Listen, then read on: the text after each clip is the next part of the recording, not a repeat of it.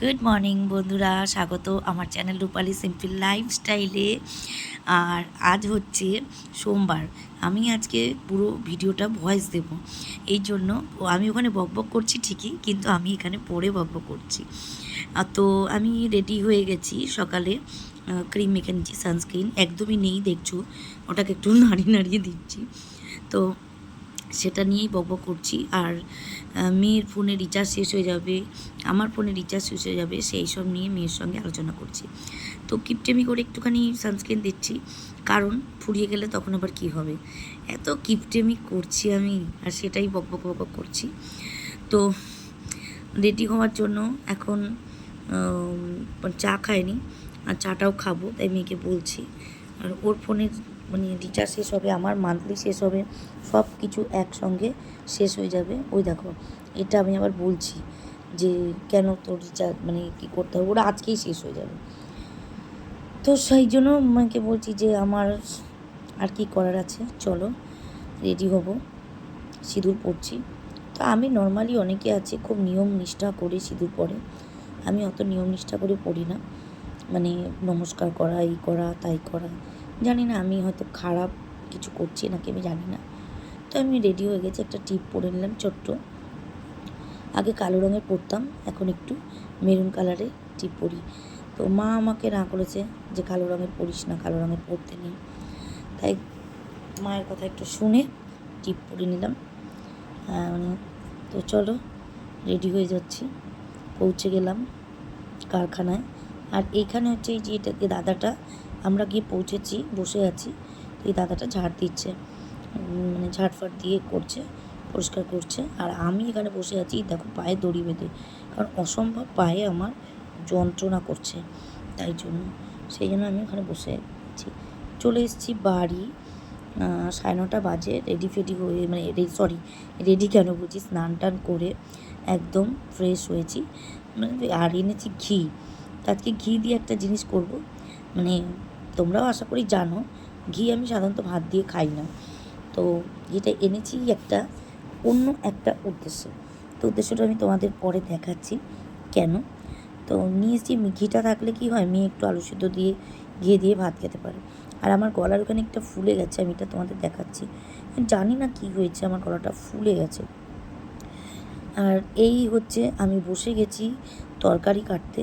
তো এখানে আমি কিছুই বলছি না, এই ভিডিওর এই জায়গাটা আমার অনেকক্ষণ টাইম লেগে গেছে, তো আমি কিছু বলছি না। এবার সবজি কাটছি, চিন্তা করছি, আর ট্রাইপডে মোবাইলটা নিয়েছিলাম, তো সেই জন্যই সবজি কাটছি আর ভাবছি যে কী রান্না করব। কারণ আমার সবজি রয়েছে শুধু দুটো, পটল রয়েছে আর ভেন্ডি রয়েছে, আর বোধহয় একটুখানি উচ্ছে রয়েছে। তো সেটা ঘরে মেয়ে রয়েছে, মেয়ের সঙ্গে কথা বলছি, মেয়ে বলছে আমি শুনছি, আর সবজি কাটছি। এই রাত্রেবেলা ডিউটি থেকে এসে আবার এই সব কিছু কেটে কুটে রান্না করা, আবার সেগুলোকে রান্নার পরে বাসন মাজা, সব কিছু করতে বন্ধুরা প্রচুর কষ্ট হয়, জানো তো, প্রচুর কষ্ট। একদিক কাজ করতে গেলে তো আমাকে ওখানে বসিয়ে পয়সা দেবে না, কাজ করতেই হবে, কিন্তু ঘরের কাজও তো করতে হবে, বলো কী করবো বলো, এরই নাম বোধ হয় জীবন। তো এই যে ভেন্ডি কেটে নিয়েছি, পেঁয়াজ কেটে নিয়েছি, আর এই যে আলু, ভেন্ডি আলু ঝাল করবো বলে। আর এটার মধ্যে আটা মেখে রেখে দিয়েছে আটা। আর এই যে কড়াইতে আলু পেঁয়াজ ভাজা বসিয়েছি। কড়াইটা কিন্তু আমার লোহার বলে কালো, কিছু মনে করো না তোমরা। তো ঘরে চলে আসলাম একটুখানি, এই জন্য মাথার যন্ত্রণা একদিক একটু টিপ করে যন্ত্রণা করেই যাচ্ছে, তাই রান্না করতে করতে ঘরে এসে বসছি। আর ভেবেছিলাম তো ভিডিওটা কথা বলেই করবো, ভয়েস দেবো না, সেই ব্যাপার নিয়েই তোমাদের সঙ্গে বলছিলাম, কিন্তু আজকে আমাকে ভয়েস দিতে হলো। তো চলো, আলু ভাজাটা হয়ে গেলেই আমি ভেন্ডি আলুর ঝালটা করব। তো এই হচ্ছে সেই রুটি, যার জন্য আমি ঘি নিয়ে এসেছি।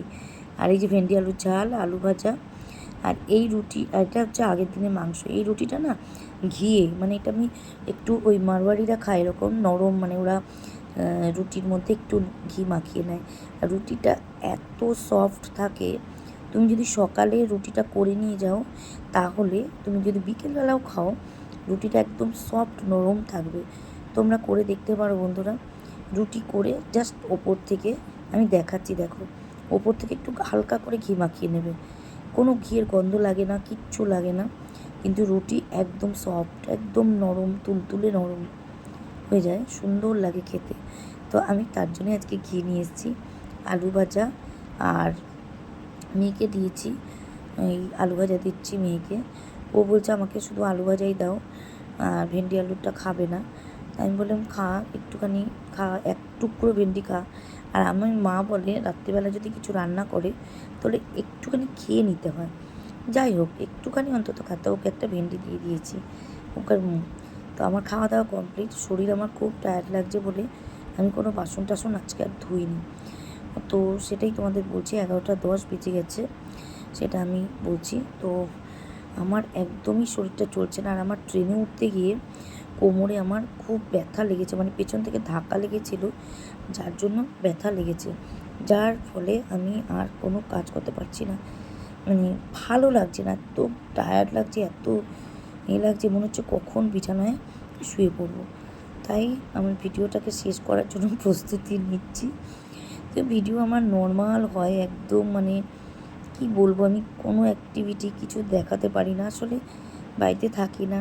যতটুকু টাইম পাই ততটুকুই করার চেষ্টা করি, তাই জন্য আমার ভিডিওটা এরকমই হয়। কারণ অনেকে লাইক কমেন্টও করে না। আর কি করব বলো, আমি বুঝতে সবই পারি যে আমার ভিডিওটা ঠিকঠাক হচ্ছে না, তাই তোমাদের বলছি, তবুও লাইক করো, শেয়ার করো, কমেন্ট করো। Tata, good night.